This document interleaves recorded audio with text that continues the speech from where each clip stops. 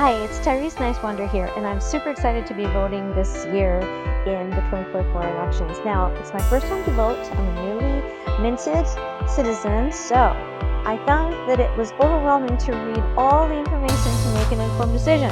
So I decided to use AI to help me out. And as a chief AI officer, I thought, well, why don't I just put my skills to bear? So in 1 minute, I'm going to teach you how to do the same thing. Now, all the stuff that I'm going to be talking about here will have to do with candidates, measures, and the amendments. And I have 3 different prompts that you can use that will help you to understand exactly what is happening. Okay, let's go with prompt number 1.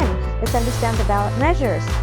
The first template is I'm in the state of, and you fill in the blank of your state, and I want to understand initiative measure number, you fill in the number, and you want to tell me so I know the pros and cons of the measure.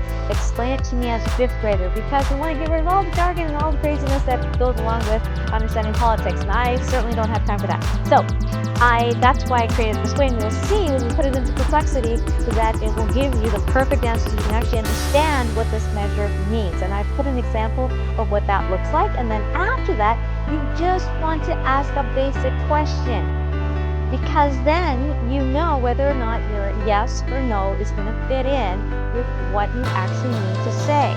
So be sure to do that. Okay, prompt number 2, understanding local amendments. We're going to do exactly the same thing we did for prompt number 1, which is filling in the blanks to make sure that the AI knows what you're talking about.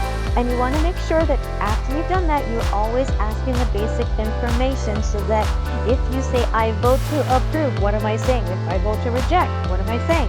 So that you know that you have made the correct decision.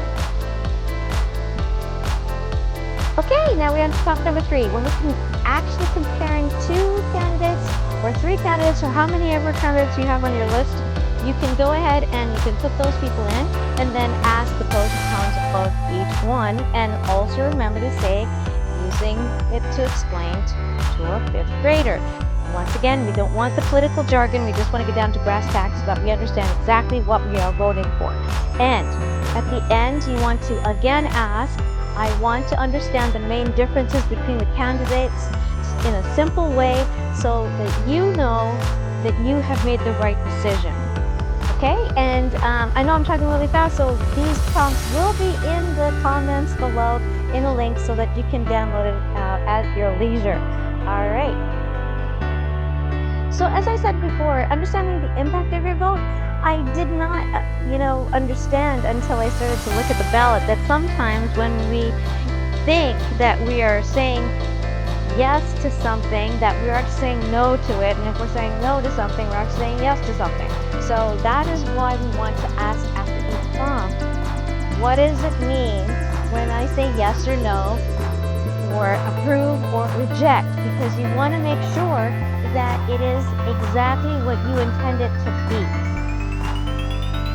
And finally, at the end of the day, your voice matters. And remember, not voting is still a vote. It's just a vote for, I'm cool with whatever someone else decides for me.